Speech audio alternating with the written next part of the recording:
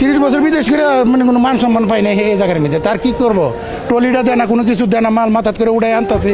এর চেয়ে দুঃখজনক আর আমরা কি আছে আমরা জীবনে, এর চেয়ে কষ্ট। সৌদি আরবে বিমানবন্দর কেমন? সাধারণ বিমানবন্দর, সৌদি আরবের বিমানবন্দর কই কথা কই আমরা তুলনা দিই না, এটা তো তুলনা ছাড়া সব দিকে সুবিধা ভালো।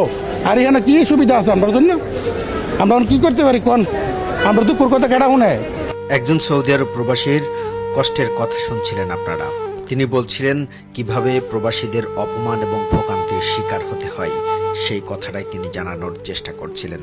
তাই আমরা চেষ্টা করব হযরত শাহজালাল বিমানবন্দরে এখনও প্রবাসীদের হয়রানি কিংবা ভোগান্তির শিকার হতে হয় কিনা সেটি একটু আপনাদের দেখানোর জন্য।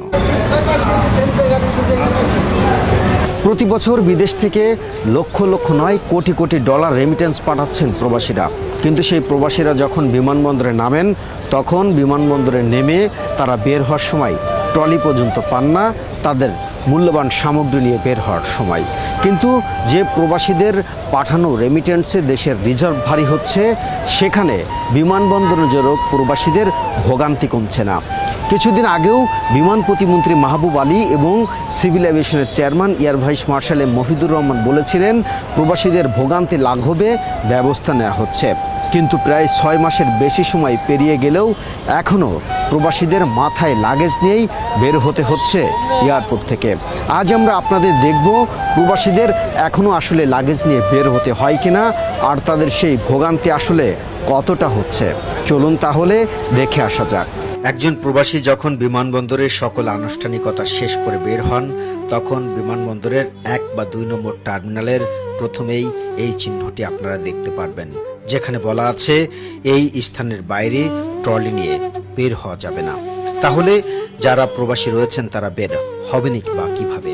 সকল প্রবাসীদের গাড়ি থাকে না, আবার সকল প্রবাসীদের গাড়ি থাকলেও বিমানবন্দরের ক্যানোপিতে জায়গা সংকুলন না হওয়ার কারণে অধিকাংশ গাড়ি ঢুকতেও পারে না একসঙ্গে। ফলে বিপুল পরিমাণ যানজটের তৈরি হয়, আর সেই যানজটের কারণে ভোগান্তিতেও পড়তে হয়। কখনো কখনো 1-2 ঘন্টার সময় পেরিয়ে গেলেও ক্যানোপিতে গাড়ি ঢুকতে পারে না।